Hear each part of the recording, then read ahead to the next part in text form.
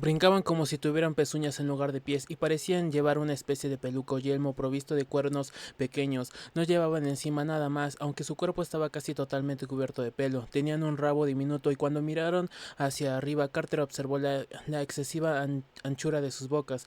Entonces recordó qué eran y por qué lo que llevaban en la cabeza no podía ser no ser a fin de cuentas ni peluca ni yelmo. Los misteriosos pobladores del Deng no eran sino los mismísimos repugnantes mercaderes de las negras galeras que vendían rubíes en Dilat Len. Los mercaderes semihumanos, esclavos de las entidades lunares con cuerpo de sapo, eran sin lugar a dudas los mismos seres que habían apresado Carter hacía ya mucho tiempo, llevándosela en su pestilente galera, los mismos que él había visto conducir en manadas por los sucios muelles de aquella detestable ciudad lunar, donde de los más flacos trabajaban y los más cebados eran transportados en grandes canastas para satisfacer otras necesidades de sus amos poliposos y amorfos. Ahora veía claro de dónde procedían aquellas criaturas ambiguas y se estremeció ante el pensamiento de que sin duda la meseta de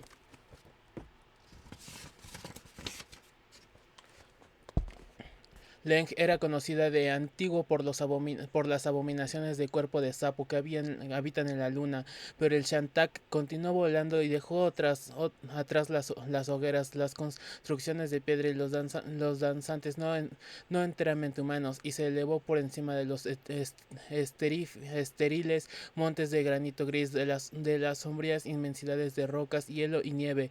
Llegó el día y la fosforescencia de las nubes se dio ante la luz difusa de aquel mundo septentrional, y el siniestro pájaro aún siguió volando con determinación, rodeado de frío y de silencio. A veces el hombre de los ojos oblicuos hablaba en su montura en silencio, en una abominable lengua gutural, y el Shantak contestaba con un sonido chirriante y rasposo, como si arañara contra un suelo de cristal. Durante todo este tiempo el terreno fue haciéndose más elevado y finalmente llegaron a una meseta barrida por el viento que parecía el mismo techo en un mundo moribundo y olvidado. Allí, en la quietud, en el crepúsculo, en el frío, se alzaban solitarios los toscos sillares de un edificio ancho, macizo y sin ventanas, rodeado de un círculo de rudos monolitos. En la disposición de aquellos elementos no había nada humano, y Carter dedujo por ciertas referencias que había llegado el más espantoso y legendario de los lugares, el remoto y prehistórico monasterio donde vive solitario el gran sacerdote que no debe ser mencionado, el cual esconde su rostro bajo una máscara de seda y adora a los dioses otros y a Nyarlathotep, el caos reptante. Te volaste con un nombre más épico, Lovecraft. El repugnante pájaro se posó entonces en el suelo, y el hombre de los ojos oblicuos saltó a tierra y ayudó a bajar a su prisionero. Carter comprendía demasiado bien con qué objeto le había aprendido. Saltaba a la vista que el mercader de ojos oblicuos era agente de potencias más sombrías y deseaba llevar ante sus amos a un mortal cuya presunción había llegado al extremo de pretender llegar a la ignorada Kadat para formular una petición a los grandes dioses en su propio castillo de Onis, y parecía muy probable que este mercader fuera el causante de su primer rapto efectuado por los esclavos de las entidades lunares de Endilat Len, y ahora pretendía seguramente llevar a cabo lo que los gatos habían frustrado la vez anterior: conducir a la víctima hasta el monstruoso Nyarlathotep y contarle con qué osadía había intentado buscar la desconocida Kadat, la meseta de Leng y la inmensidad fría que se extiende al norte de Valentina. Dinkonek debía de estar muy próxima a los dioses otros, y el paso de allí a la ciudad probablemente se encontraría muy protegido.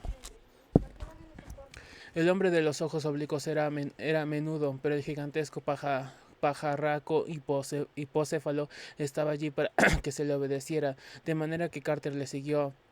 Entraron pues en el interior del círculo de menhires y cruzaron luego una puerta de arco muy bajo que daba acceso al pétreo monasterio sin ventanas. No había luz en el interior, pero el perverso mercader encendió una lamparita de arcilla adornada con morbosos bajorrelieves y arrojó a su prisionero a través de un laberinto de estrechos pasadizos. En las paredes de aquellos corredores había aterradores escenas pintadas, más antiguas que la historia, y cuyo estilo habría resultado desconocido para cualquier arqueólogo de la Tierra.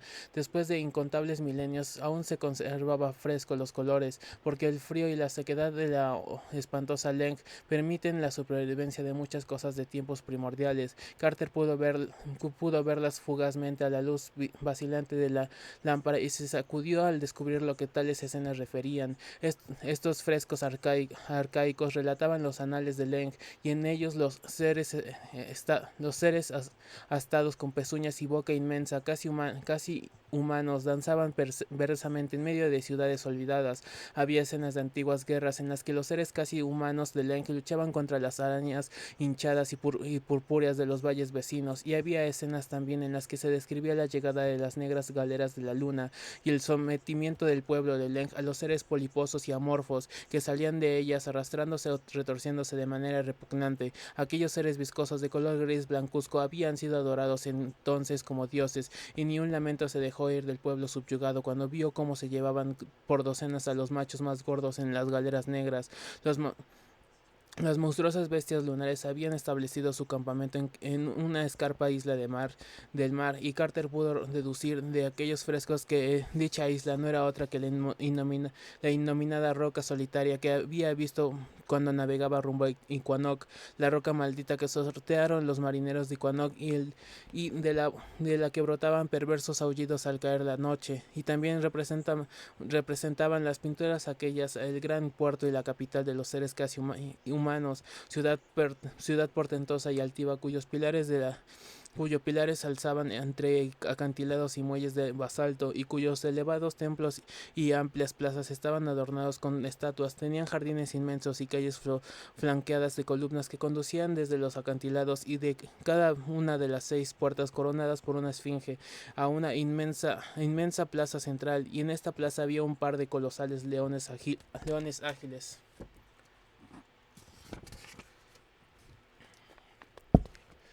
Custodiando la entrada de una escalera subterránea. Aquellos enormes leones alados estaban representados muchas veces en los frescos relucientes sus poderosos costados de diorita a la luz grisácea del crepúsculo durante el día, o bajo la fosforescencia brumosa de las nubes durante la noche, y a fuerza de pasar por delante de las numerosas pinturas de esta ciudad, Carter comprendió finalmente lo que verdaderamente significaban y cuál era la ciudad que los seres casi humanos habían gobernado antes de que llegaran las negras galeras. No había error alguno, ya que las leyendas del país de los sueños son exuberantes y elocuentes. Aquella ciudad era, con toda seguridad, nada menos que la famosa Sarcomant, cuyas ruinas se blanqueaban al sol desde hacía más de 1 millón de años antes de que el primer ser auténticamente humano viera la luz, y cuyos titánicos leones gemelos custodian eternamente las escaleras que descienden del país de los sueños al gran abismo.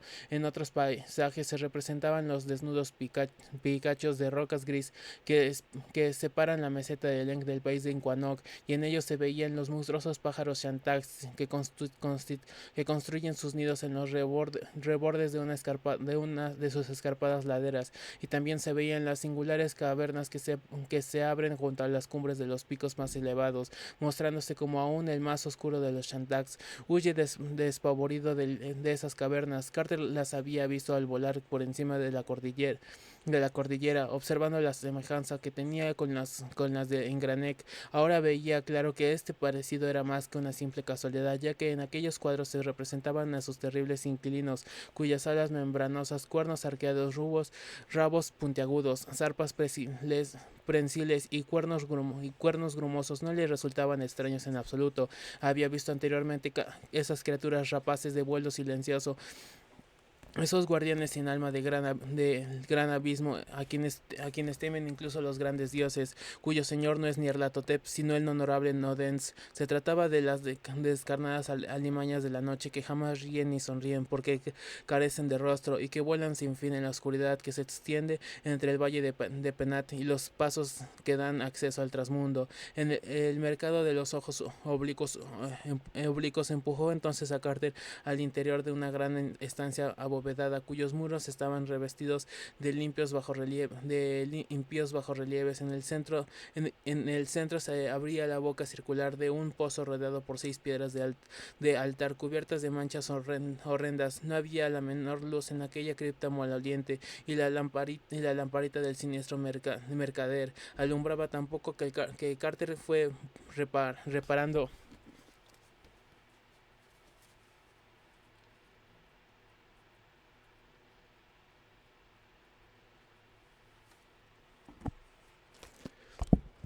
Reparando en los detalles, muy poco a poco, en el rincón opuesto había un alto estrado de piedra al que se subió por 5 peldaños. Allí, sentado en su trono de oro, se encontraba una pesada figura envuelta en ropajes de seda amarilla con dibujos en rojo, con el rostro cubierto por una máscara de seda del mismo color. Ante esta figura, el hombre de los ojos oblicuos hizo ciertos signos con las manos, y el que acechaba en las tinieblas respondió alzando entre sus patas vestidas de seda una flauta de marfil y sacando de ella ciertos sonidos repugnantes bajo su flotante máscara amarilla.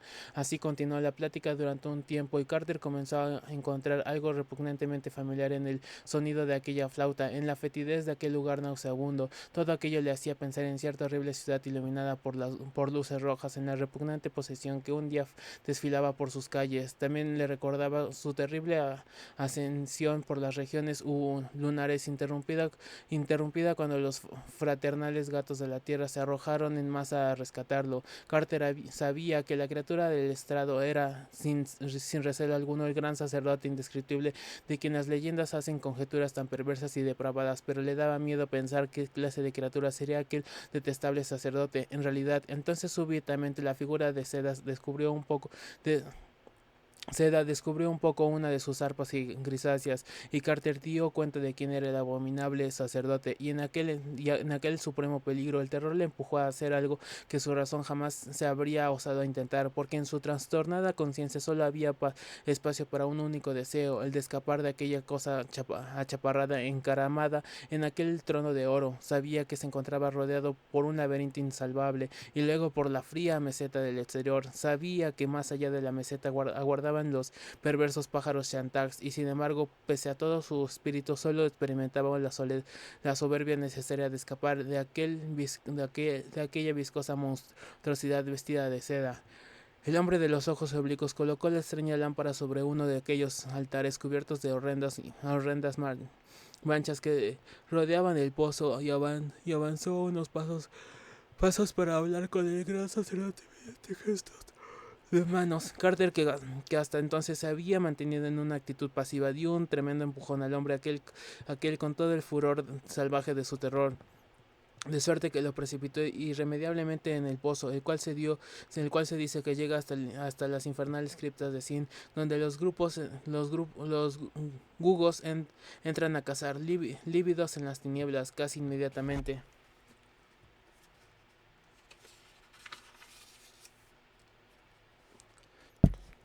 Tomó la lámpara y echó a correr desatado por los laberintos de los frescos, dejando que el azar fijase su camino y procurando no pensar en los apagados pasos que venían tras él, ni en los abominables que se torcían y arrastraban por los tenebrosos corredores.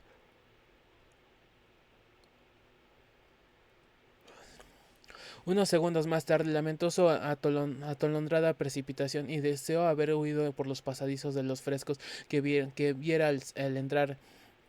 Cierto es que eran estos tan confusos y se repetían con tanta frecuencia que no le habrían servido de gran ayuda, pero le hubiera gustado intentando de todas maneras. Los frescos que ahora contemplaban a su paso eran aún más horribles, y precisamente por ello se percató de que no eran estos los corredores que conducían al exterior.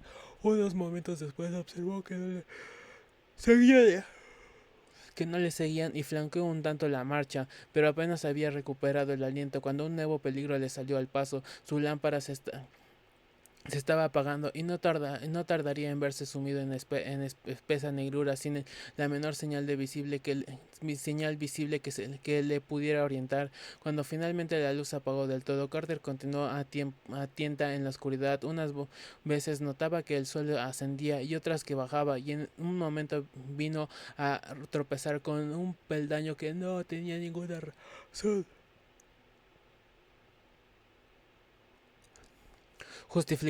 ninguna razón justificable de estar allí. Cuando más ingresaba en el dédalo de pasadizos, más húmedo encontraba el ambiente, y cuando se daba cuenta de que llegaba a una bifurcación o a la entrada de algún pasadizo lateral, elegía siempre el camino de menos pendiente hacia abajo. Estaba convencido, sin embargo, de que había ido bajando a lo largo del trayecto, y el olor del aire soterrado y la costra mugrienta de los muros del suelo lo advertían.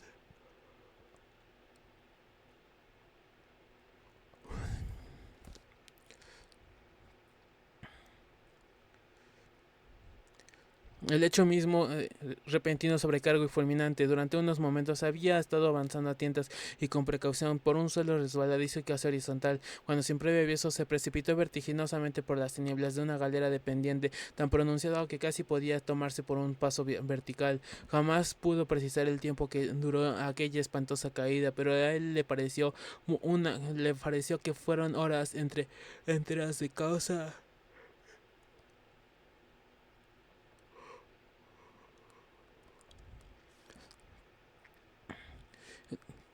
enteras de náuseas, de delirio y de éxtasis. Al ponerse más tarde se dio cuenta de que estaba en el suelo, que las nubes fosforescentes de la noche boreal resplandecían enfermizas en las alturas. Se encontraba cercado de murallas derruidas y de columnas truncadas, y el pavimento sobre el cual yacía dejaba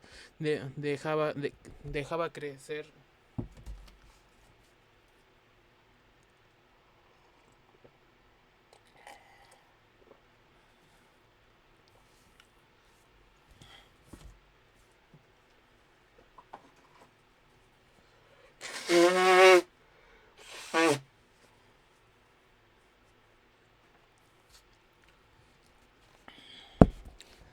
la hierba entre sus grietas, fragmentándose en múltiples losas que los arbustos y las raíces habían levantado de su sitio. Detrás de él se elevaba casi verticalmente hasta perderse de vista un acantilado de basalto cubierto por repugnantes bajorrelieves, y en cuya parte superior se abre un arco tallado y tenebroso, que era por donde se acababa el de caer. An-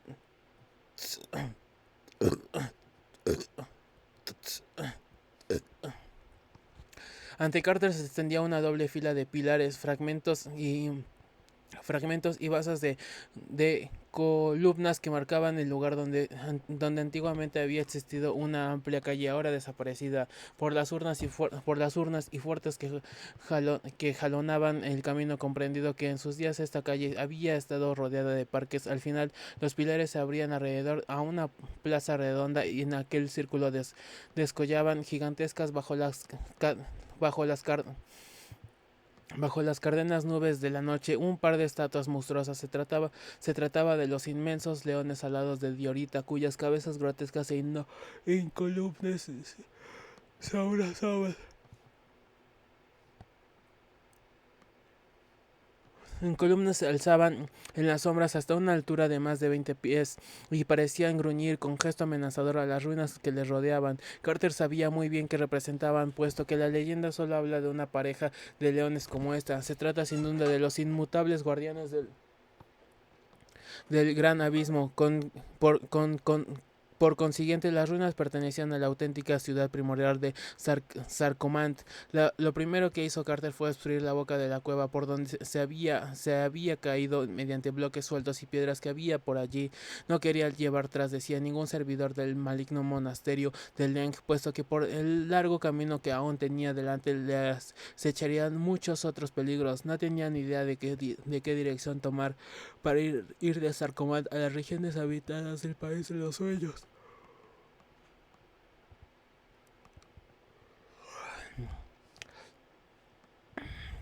Tampoco sacaría nada en limpio con bajar a las grutas de los ghouls, pues sabía que estos no estaban mejor orientados que él. Los tres ghouls que le habían ayudado a atravesar la ciudad de los gugos hasta el mundo exterior le había dicho que no sabían retornar por Sarcomand, y que preguntarían el camino a los viejos mercaderes de Dylan Mucho menos le gustaba la idea de regresar nuevamente al mundo subterráneo de los gugos.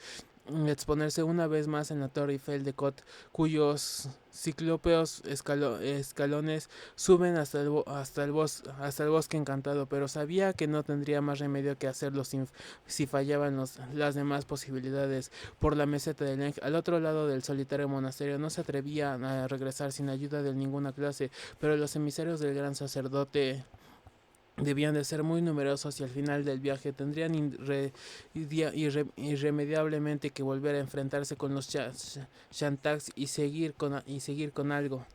Y quizá con algo.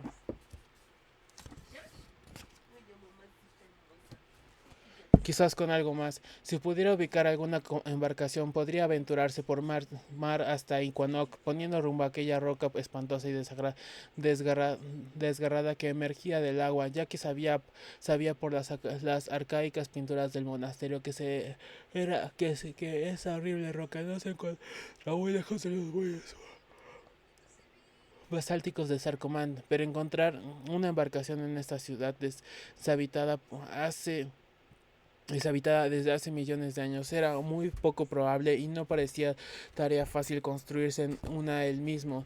Por esa causa iban los razonamientos de Randall Carter cuando comenzó a vislumbrar un nuevo peligro. Durante todo este tiempo, mientras caminaba, se había ido desplegando ante sus ojos el vasto cadáver de la legendaria Sarcomand, con sus negras columnas truncadas, sus ruinosas puertas coronadas de esfinges, sus gigantescos monolitos y sus monstruosos leones alados recortándose contra el enfermizo resplandor de las nubes luminosas por la noche. Pero de pronto apareció a su derecha un lejano resplandor que no podía provenir de ninguna nube, y Carter comprendió que no se encontraba solo en silencio de la ciudad muerta. Aquella luz aumentaba y disminuía caprichosamente, parpadeando con verdosos destellos poco tranquilizadores para él.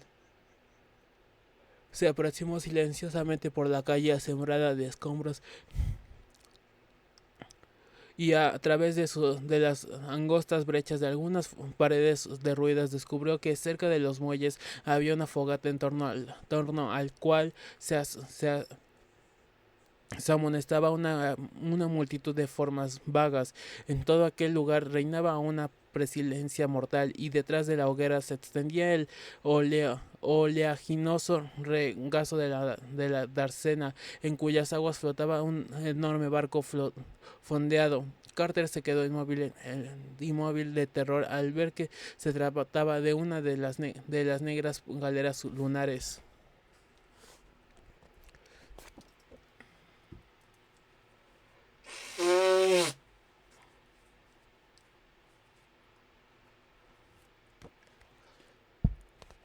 Entonces, justo cuando iba a alejarse sigilosamente de aquellas hoguera abominable, vio zarandearse algo entre las sombras vagas y oyó un sonido singular inequívoco, el despavorido gemido de un ghoul que un momento después se convertiría en un verdadero alarido de angustia, aun cuando uno, se encontraba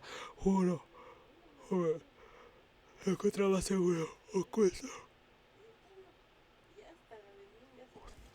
en la oscuridad de las ruinas. Carter dejó que su curiosidad se sobrepusiera en su temor y avanzó con suma prudencia en lugar de retirarse. Para cruzar la calle se vio obligado a arrastrarse sobre su vientre como una lombriz. Después tuvo que caminar de puntillas para no hacer ruido entre los monstruos en los montones de mármoles rotos. Así evitó el ser descubierto, y poco después se encontraba en un lugar seguro detrás de un pilar, desde donde podía espiar cómodamente la escena iluminada por el resplandor verdoso de la hoguera. Allí,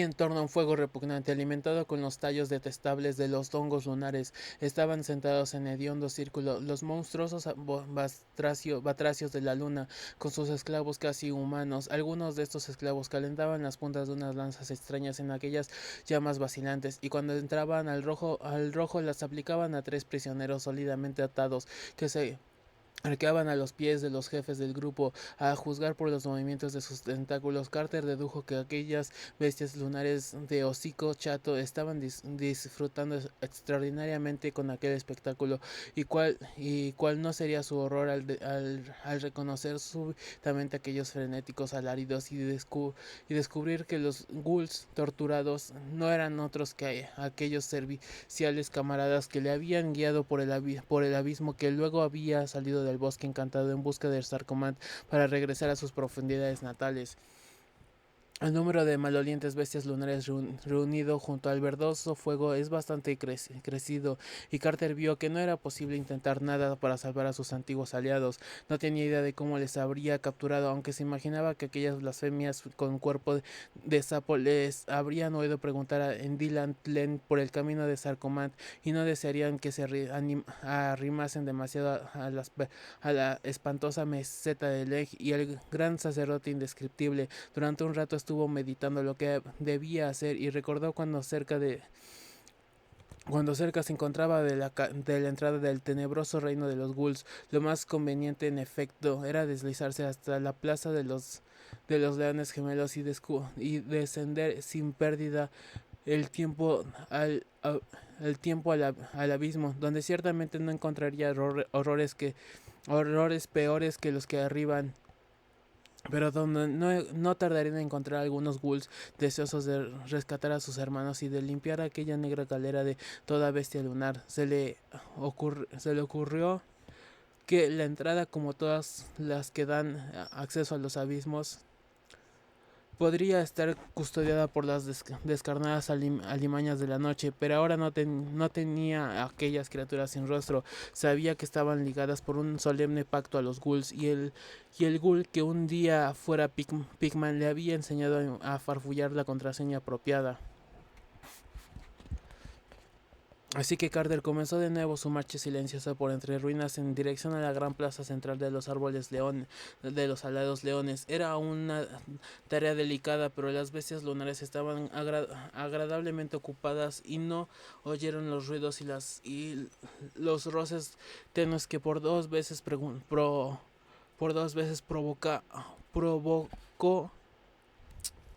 accidentalmente al tropezar con las piernas separadas. Por última vez. Por último, yeah.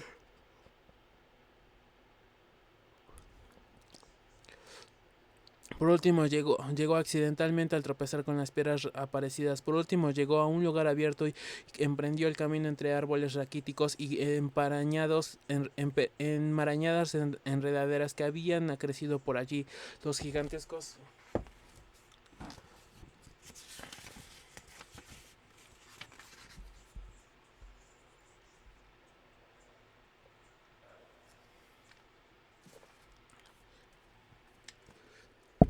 leones se alzaban terribles recortándose contra la luz enfermiza de las fosforescentes nubes nocturnas, pero Carter continuó caminando valerosamente hacia ellos, y luego fue a ubicarse delante, pues sabía que encontraría allí la majestuosa abertura que custodian.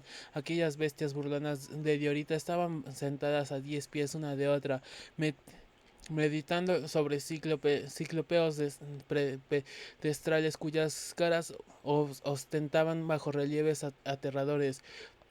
En el espacio central que quedaba entre ambas había una especie de terraza pavimentada de baldosas que alguna vez estuvo bordeada de balustradas de onix. En mitad de esta terraza se abría un pozo tenebroso. Carter había llegado al pozo, cuyos mohosos peldaños de piedra descienden a unas criptas de pesadilla.